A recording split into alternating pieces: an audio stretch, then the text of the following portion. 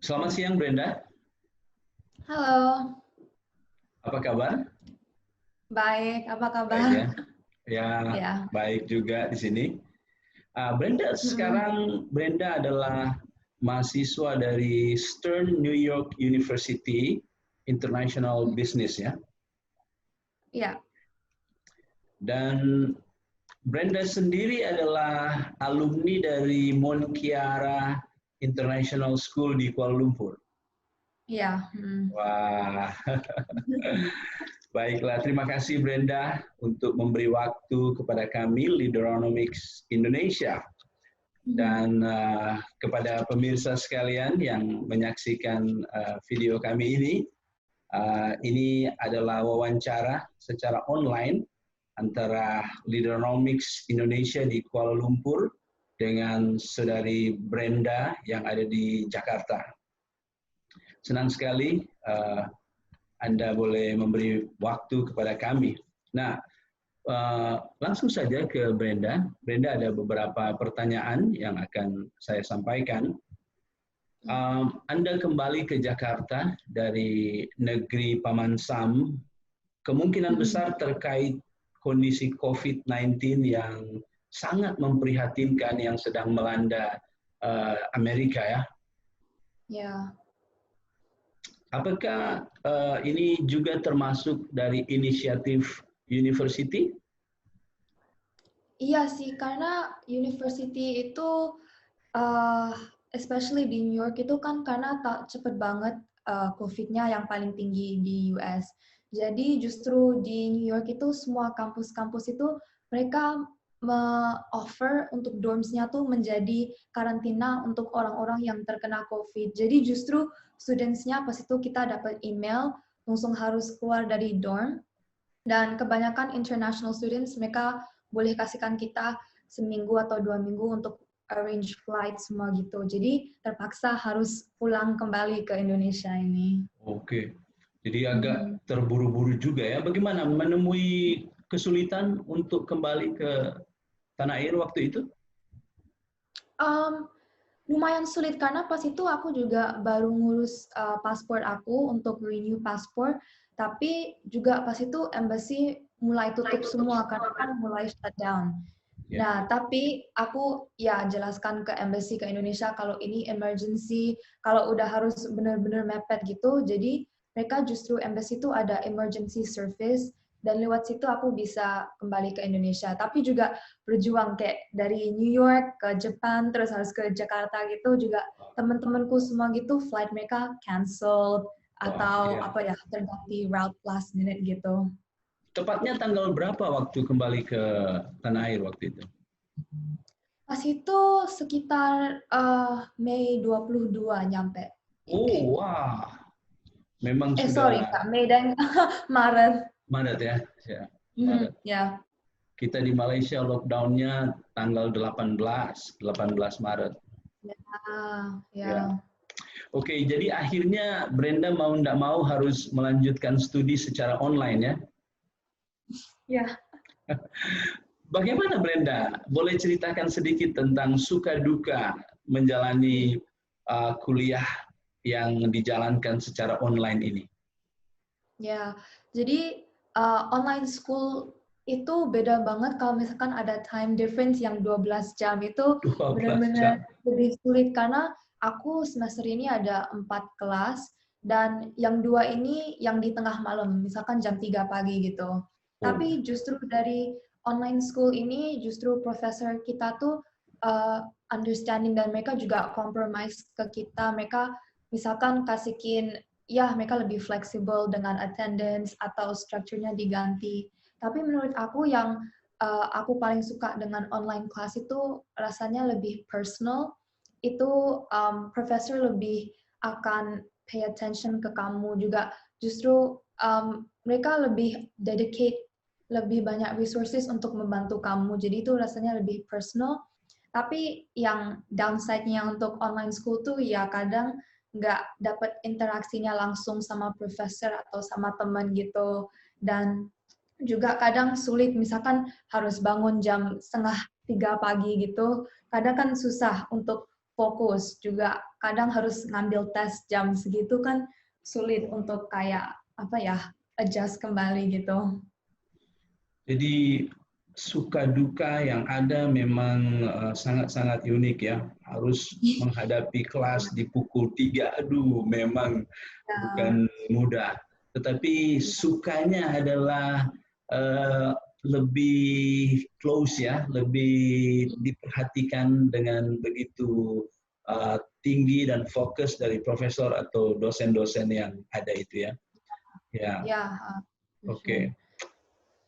Ngomong-ngomong, saya ada bocoran sedikit lah. Jadi walaupun saya lihat suka, saya pun lihat duka, tetapi ternyata Anda dapat melewati ini dengan sangat baik. Sebab GPA Anda adalah perfect, 4 poin. Waduh, luar biasa ya. Makasih. Wah, jadi begini Brenda, tentunya apa yang Anda capai, memang ini ternyata naik ya. Kalau saya ingat dari yang sebelumnya adalah 3,7 lebih ya. Iya, 375. 375 dan sekarang 4. Padahal ini ditempuh dengan kondisi secara online dengan different time yang begitu berbeda, terpisah 12 jam sehingga mau tidak mau harus ada di jam-jam yang sangat sulit seperti pukul 3 pagi. Nah, apa tips-tips yang Brenda bisa bagikan pada kesempatan ini sehingga Brenda bisa mencapai satu sukses yang luar biasa ini dia? Ya, jadi justru makanya ini kembali yang kenapa aku suka online school tuh karena itu kita terpaksa harus fokus gitu. Jadi menurut aku justru di masa waktu ini walaupun sulit gitu harus belajar dan harus mengetahui dan memaster konten-kontennya sendiri itu kita dalam satu hari itu nggak ada aktivitas yang kita bisa lakukan lain selain online school itu. Jadi one whole day kita terpaksa nggak bisa keluar. Jadi kita our only job itu ya untuk belajar itu. Jadi aku benar-benar memakai waktu itu untuk memahami konten-kontennya dan take it slow gitu. Jadi dari awal aku mendapatkan mindset ini untuk ya sekarang the only thing I can do itu untuk belajar. Jadi aku lakukan ini sebisa aku yang dari mampu aku sendiri gitu ya. Aku benar-benar fokus dan ya juga support community dan orang tua juga. Kalau kita apa tuh ya religion kita sendiri gitu semua juga ada efeknya. Tapi buat aku tuh ya tipsnya berubah mindset kita daripada kayak apa ya capek banget harusnya kita bisa keluar gitu, justru kita melihat ini jadi salah satu opportunity untuk benar-benar fokus ke studi kita juga karena aku di masa ini especially di COVID itu aku belajar kalau punya education kayak kuliah atau walaupun high school gitu aja itu salah satu keberuntungan. Jadi kayak ke banyak orang aku punya realisasi kalau banyak orang di Indonesia atau dimanapun itu edukasi itu mereka nggak dapat gitu, especially quality education. Jadi aku benar-benar nggak mau apa ya take this for granted dan aku benar-benar fokus gitu. Jadinya ya I'm so blessed kalau itu jadi apa tuh resultnya. Jadi saya tangkap di sini adalah Brenda tidak mengarahkan kepada kesulitan ya. Aduh, bangun pagi, aduh ini, tetapi Brenda melihat, oke, ini tantangannya, maka saya harus fokus. Saya harus fokus. Dan nampaknya ada juga environment atau lingkungan yang memang sangat mendukung juga Brenda ya. Tentu tidak mudah, ini suatu perubahan bagi lingkungan Anda juga termasuk keluarga ya. Tapi Brenda juga menjelaskan tentang religion, iman, yaitu kepada keyakinan masing-masing ya. Bagaimana juga mengharapkan pertolongan dari Tuhan ya. Oke, wah itu luar biasa sekali Brenda. Brenda, Anda yang sudah mengalami ya, sudah bisa disebut berpengalaman dengan study secara online ini ya, dan tentu juga sudah berpengalaman dengan study secara kelas atau yang konvensional ini. Nah, bila dibandingkan antara study online dengan study kelas, apakah ini study online ini bisa cukup memadai menggantikan dengan sistem konvensional atau bagaimana menurut Brenda sendiri? Ya, ini benar-benar interesting karena kita sekarang udah tahu kalau kebanyakan aktivitas kita tuh bisa dilakukan dengan secara online gitu ya, meeting atau belajar gitu. Tapi menurut aku kenapa edukasi in person itu sangat penting tuh karena dapat collaboration and then ketemu interaksi sama orang. Jadi menurut aku itu dalam education itu ada dua kategori. Jadi kayak kita membangun IQ kita, intelligence kita, sama knowledge kita, sama juga membangun emotional intelligence kita.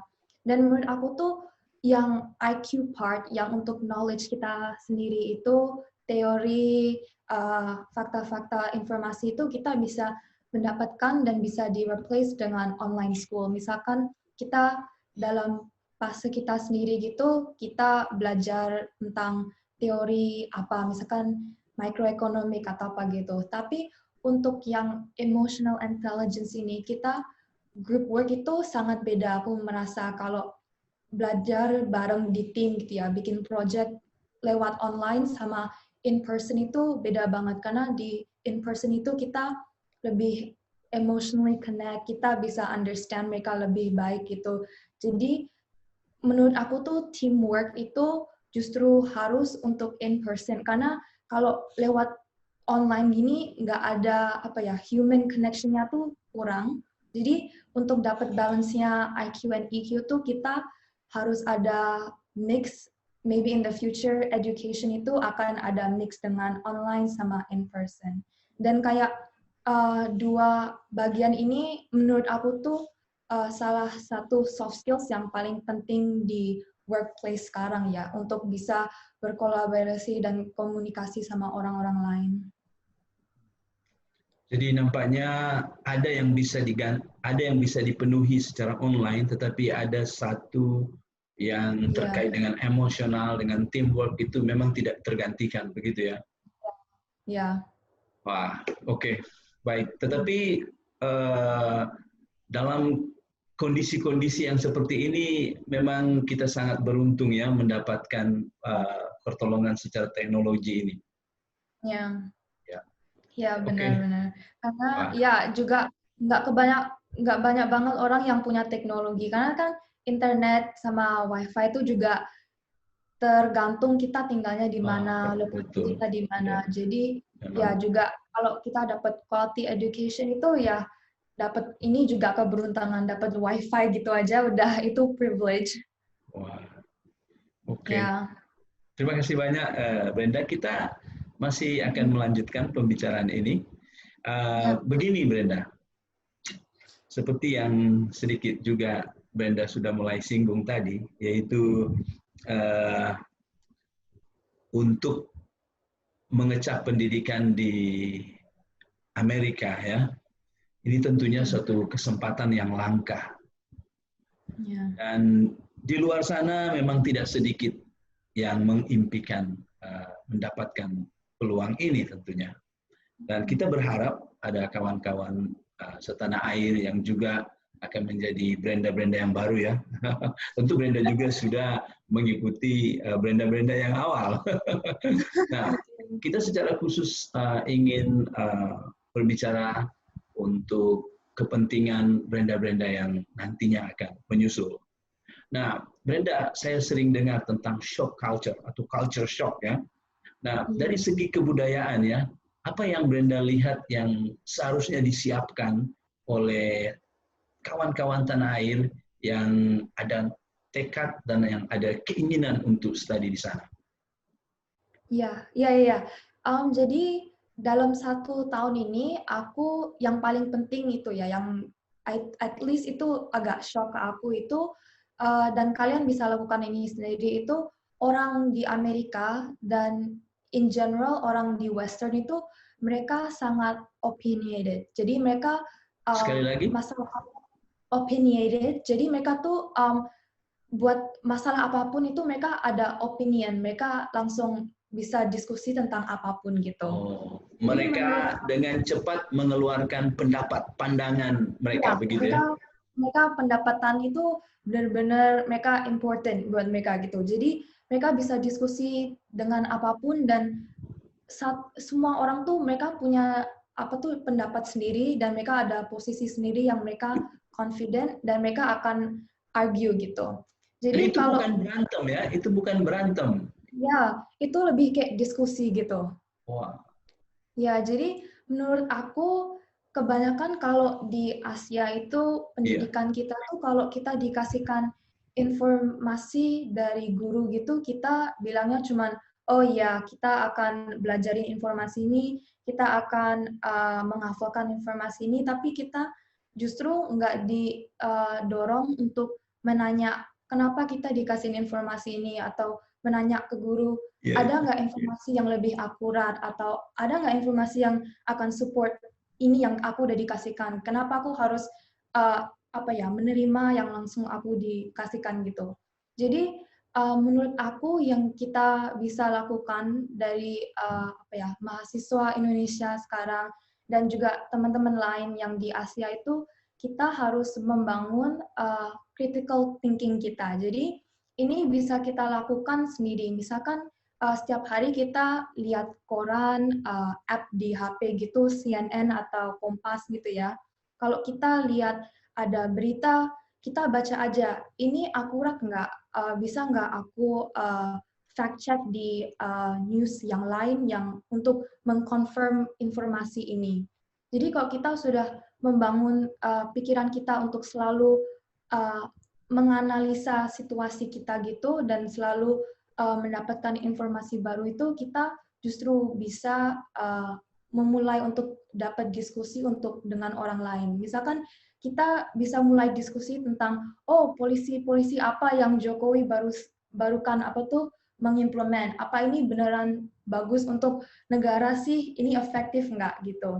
Jadi menurut aku tuh sangat hebat kalau udah lihat anak-anak muda di Amerika bisa diskusi tentang topik-topik yang gede dan bisa merubah negara mereka. I think itu yang bisa kita belajarkan dari mereka dan kita justru harus gabung diskusi mereka walaupun kita bukan American ya. Mereka juga nggak peduli kamu American atau enggak. Mereka justru suka kalau kita menggabung diskusi mereka karena mereka suka perspektif baru gitu.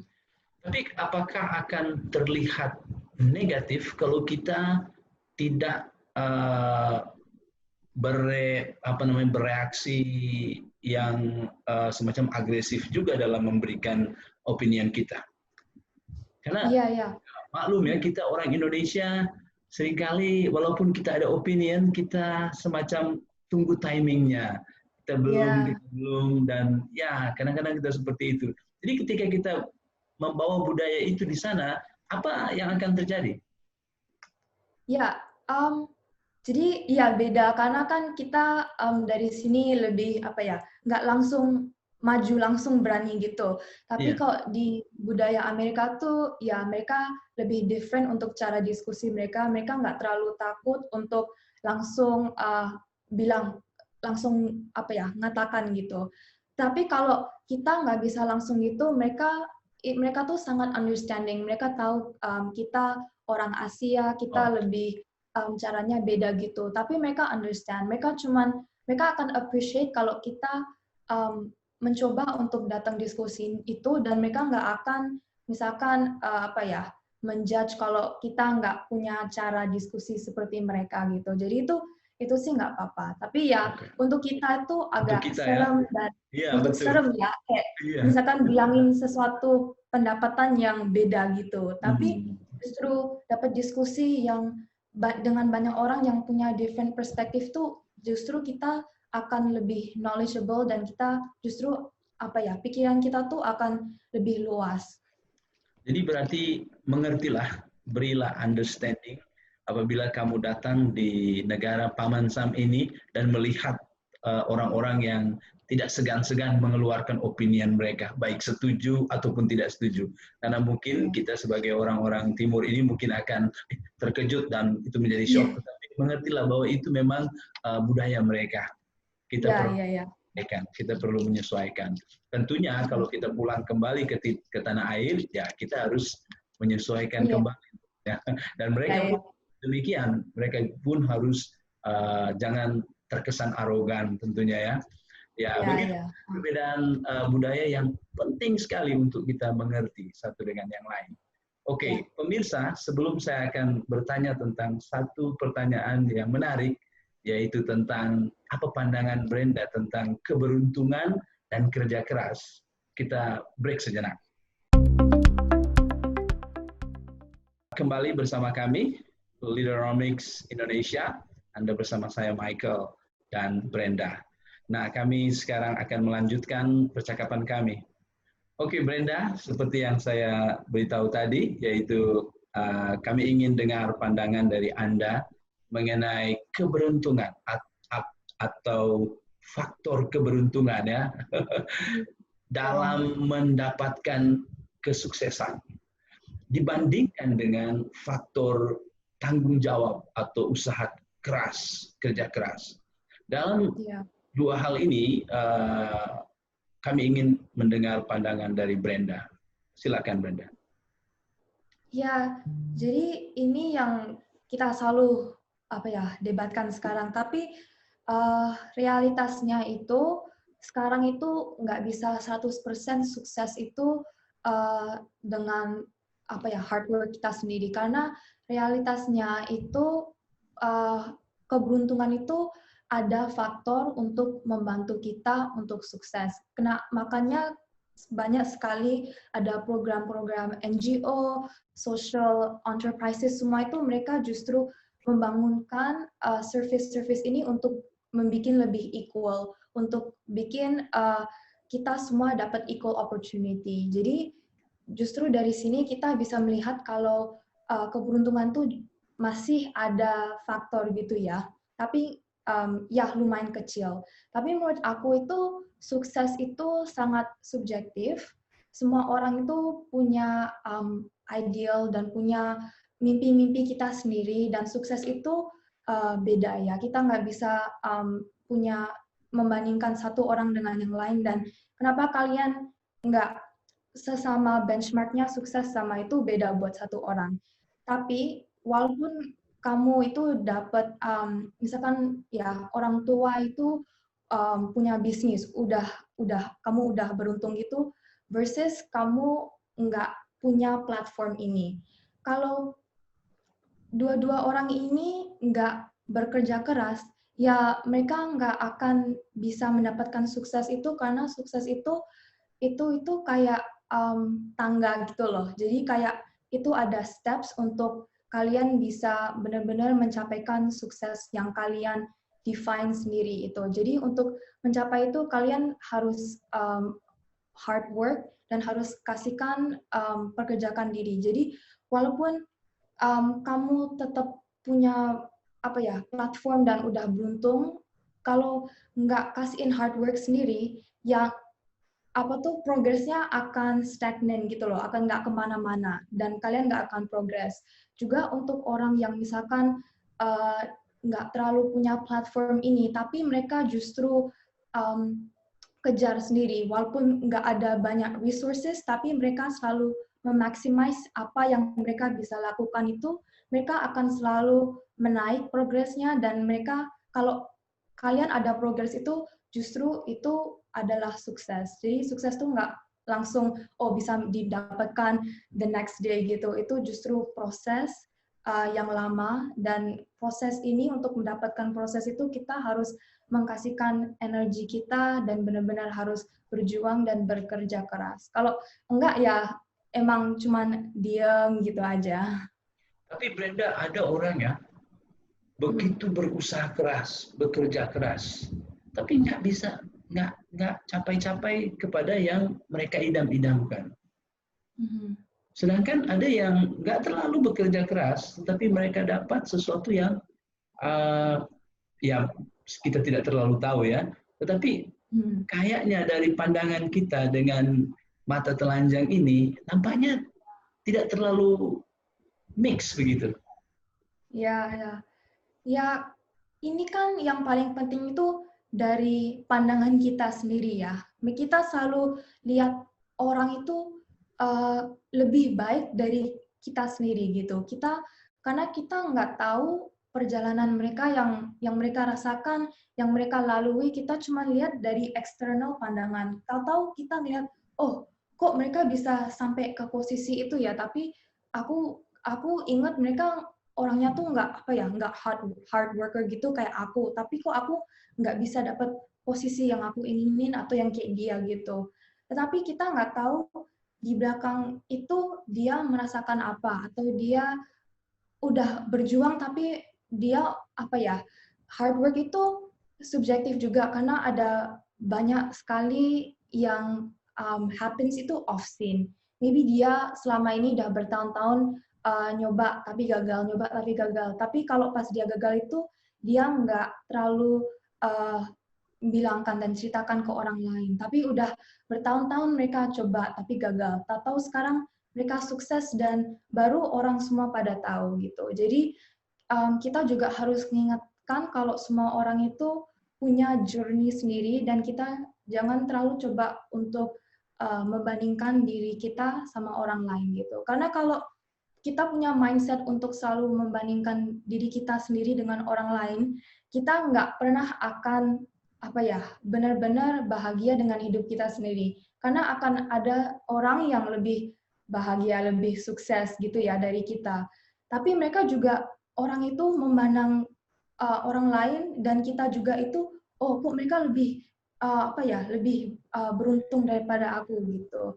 Jadi ya benar-benar important kalau kita tuh bisa selalu mendapatkan mindset itu semua orang itu journey-nya beda dan aku fokus ke journey aku sendiri dan inilah kemampuan aku, nggak usah dibandingkan sama orang lain karena kan juga orang itu terbuatnya tuh beda semua gitu, jadi nggak semua orang semua equal dan juga hidup kita itu nggak semua sama.